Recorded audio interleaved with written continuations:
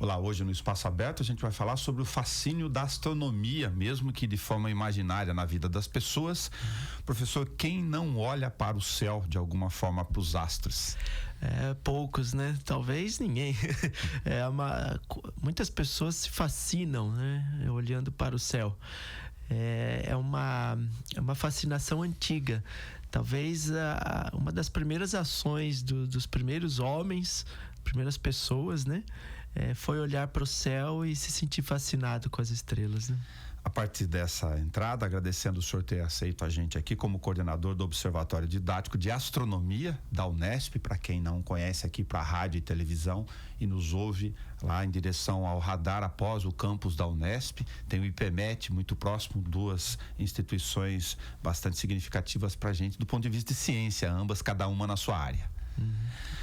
Professor, o que é o Observatório de Astronomia da Unesp? Qual a relação de vocês com a questão da educação, sobretudo para os visitantes aqui? O observatório, ele foi concebido com a ideia de divulgar a ciência, né? Principalmente a astronomia, não só para o público, mas também para as escolas. Então, nós temos formação de professores, cursos para as pessoas em geral, atendemos o público, atendemos em média 4 escolas por semana, e por isso que ele tem esse termo, né, bem característico no nome, né? É Observatório Didático de Astronomia. Então, poderia dizer que ele tem uma extensão do ponto de vista do aprendizado de base em relação às crianças, o despertar para a ciência, essas curiosidades que nos fazem olhar para o universo de outra forma, e uma outra de formação também. Exatamente.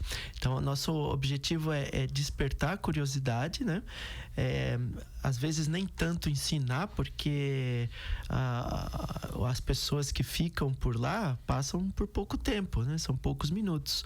Então, nós ministramos palestras para o público, mas o nosso objetivo principal mesmo é que eles despertem em si mesmos a vontade de aprender mais. Porque um momento só que fica lá no observatório não vai aprender tudo de astronomia. Talvez uma coisinha ou outra.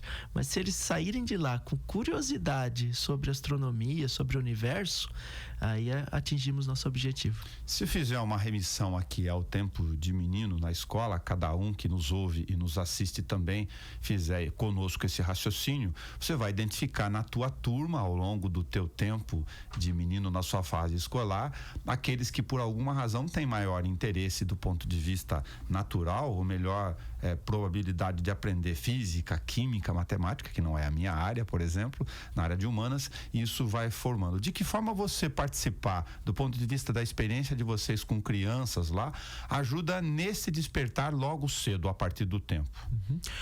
Nós desenvolvemos algumas atividades pedagógicas, né? Mas com fundamentação nas pesquisas da área de ensino, né? Então, essas atividades que a gente planeja visa o lúdico, né? E visa também despertar essa curiosidade. Mas essas atividades não são realizadas sob o nosso ponto de vista, o que a gente mesmo acha que é importante fazer. Isso é legal fazer, vamos fazer isso. Não, a gente faz uma pesquisa nos artigos científicos, né? Inclusive, na equipe do observatório, eu tenho meus orientandos, né, de pós-graduação, que fazem pesquisas na área de educação em astronomia. Então, eles estão bem por dentro, né, da área de pesquisa, e esses planejamentos são feitos de acordo com as mais recentes pesquisas da área. Aproveitando que a gente está gravando no mês das crianças, embora seja um conteúdo que valha para sempre, de forma permanente, o que é o projeto AstroKids do Observatório? Então, esse é um projeto novo, né? Um projeto experimental, por causa do grande sucesso que a gente teve nos outros oferecimentos dos cursos, né? De astronomia observacional. Todas as vagas foram preenchidas rapidamente e sempre teve gente querendo mais, então a gente ofereceu novas oportunidades, novos cursos, né? E eles sempre pediam para as crianças também.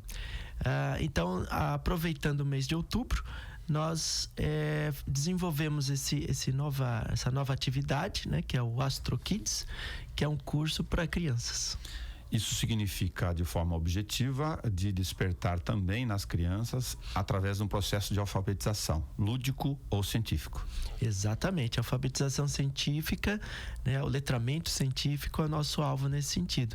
Então, nós vamos ter como parte das atividades uma conversa astronômica, é uma das atividades que a gente nomeou, né, uma conversa astronômica. A outra é viajando pelo sistema solar. E a outra é conhecendo um observatório por dentro, né? Eu dei uma olhada em conteúdos desenvolvidos do ponto de vista da formação e da alfabetização. Há em vários trabalhos científicos, acadêmicos, uma relação entre esse trabalho com as crianças de exploração científica para o desenvolvimento do pensamento crítico. Sim, sem dúvida. Por exemplo, na questão da poluição luminosa, né, das cidades, né? Então, uma criança que vive no centro urbano vê o céu de um jeito, com menos estrelas, né? Então, a criança que vai visitar o nosso observatório já vê um céu mais estrelado. E a criança que vai numa chácara, numa fazenda, vai ver um céu estreladíssimo. Mas é o mesmo céu. Então, o que há de errado? O erro está justamente projetos, né? Nos projetos de iluminação pública que leva a iluminação para o céu, na maior parte, em vez de iluminar só o chão.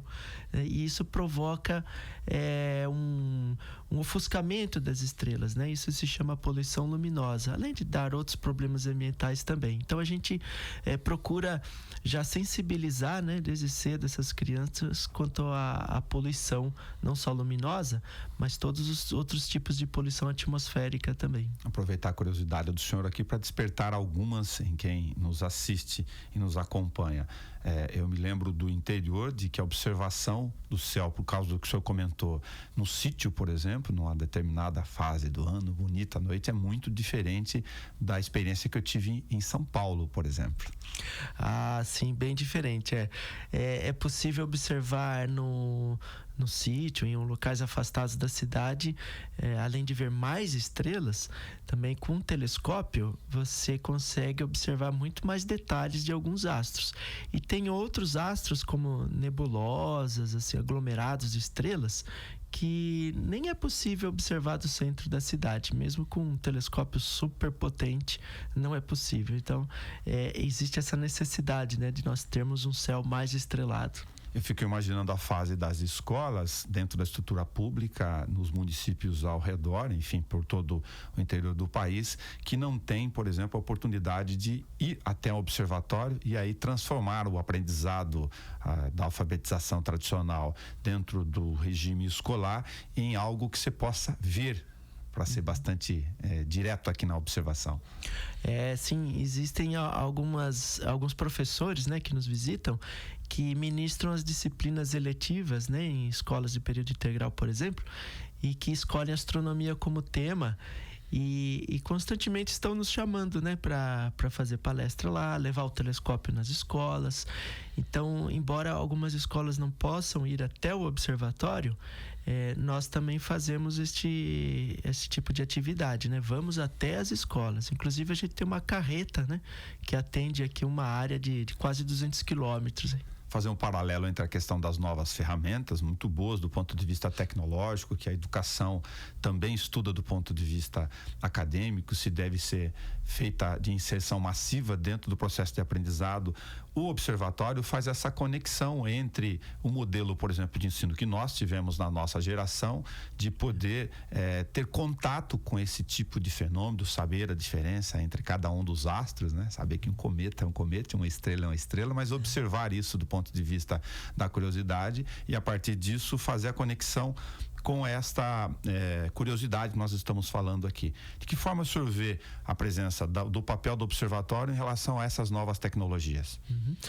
Nós temos no observatório, né, algumas novas tecnologias, né, por assim dizer, que auxiliam na aprendizagem. Então, por exemplo, nós usamos bastante um software chamado Stellarium, né, que é um software gratuito.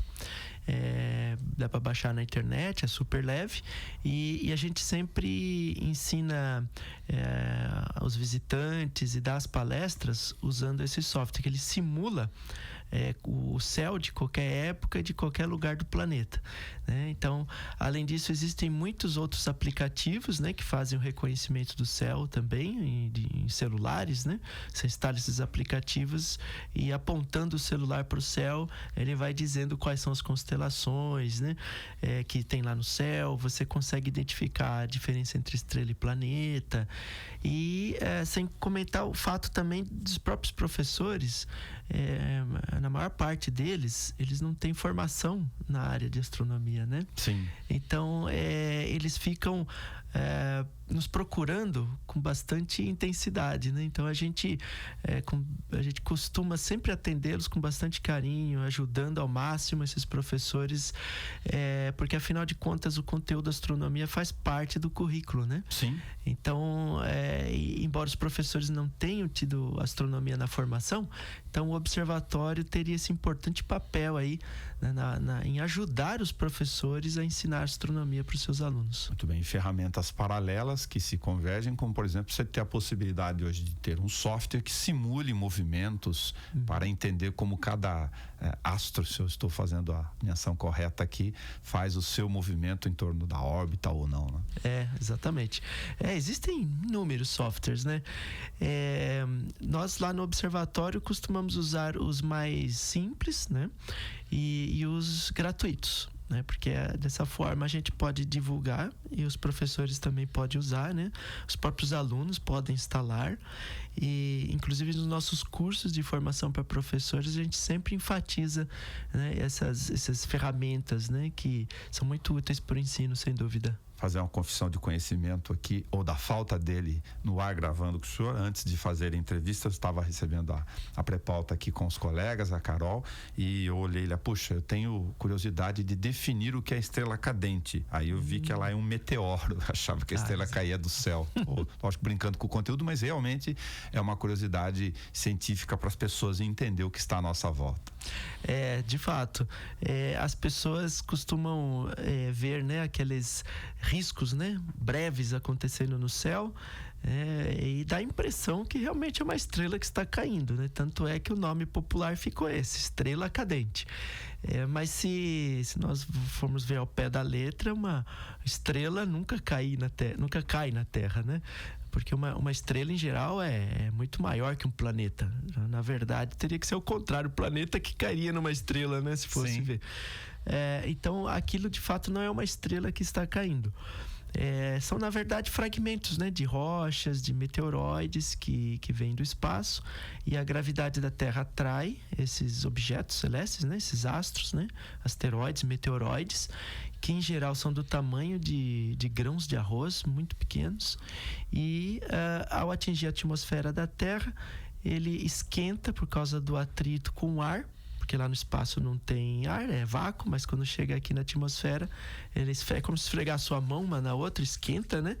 E só que chega a 2.000 graus, 3.000 graus, e ela simplesmente pulveriza.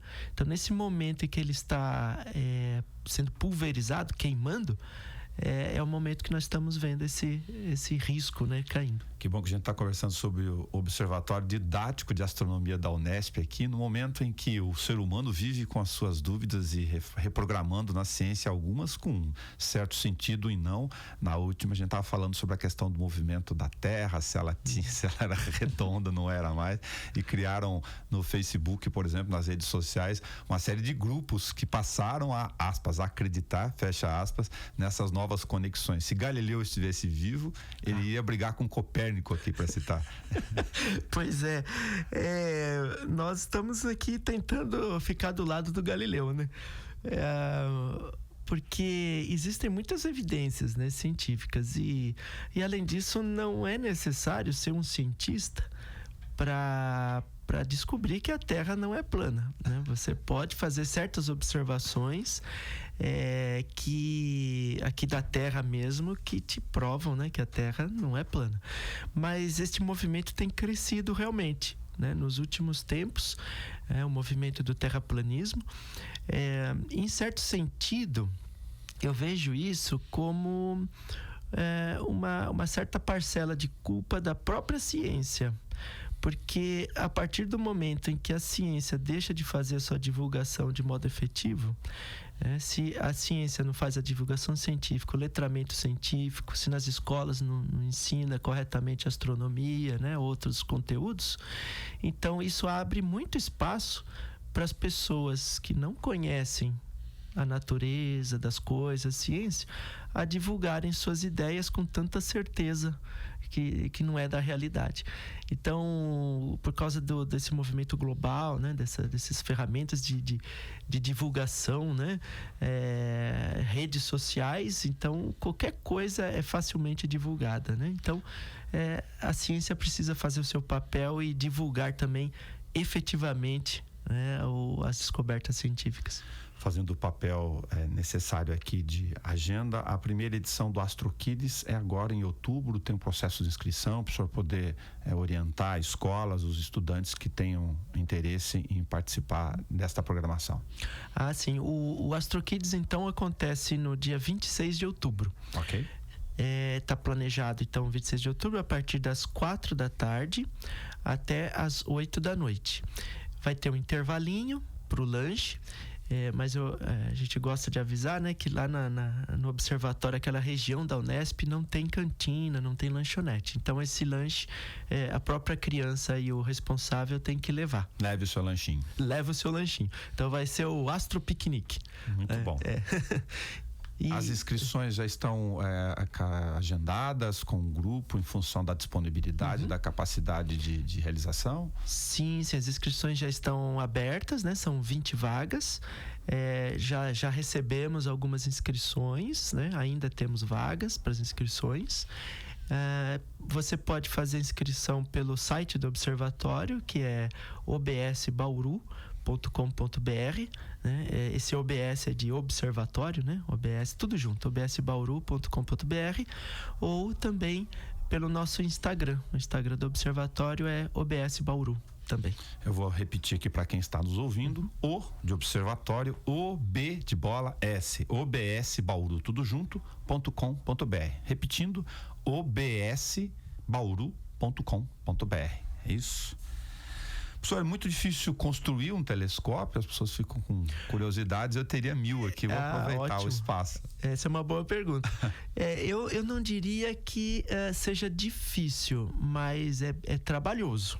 Então, a pessoa que quiser ter seu próprio telescópio tem que ter bastante força de vontade e dispensar um tempo, né, da sua rotina para se dedicar à construção de uma lente ou de um espelho. Eu fico pensando na capacidade da lente aqui, de você fazer, lógico, os processos corretos, né? Tem muitos cientistas autodidatas aí por aí, curiosos, de fazer com que ele tenha a dimensão de poder captar nas distâncias necessárias para a observação, né? Sim, é um processo, não é tão complicado, né?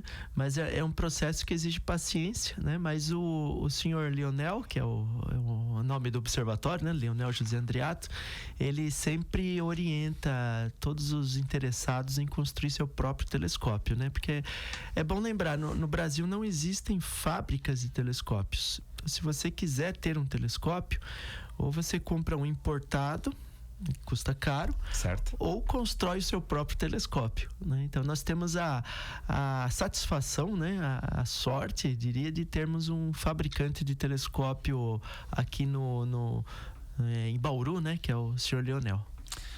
Rodolfo Lang, coordenador do Observatório Didático de Astronomia da Unesp. É um prazer conversar com o senhor em multiplataforma, pela rádio, TV Câmara e nas plataformas digitais.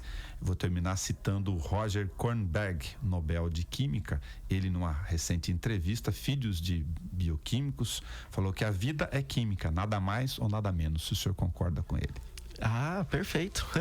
Inclusive os elementos químicos que nos constituem, né, foram gerados em estrelas, né? As estrelas são as produtoras de toda a tabela periódica, né, dos elementos químicos da natureza. Nós somos pura química, né? Todos os nossos elementos presentes no corpo humano são elementos químicos, né? Hidrogênio, oxigênio, H2O, né?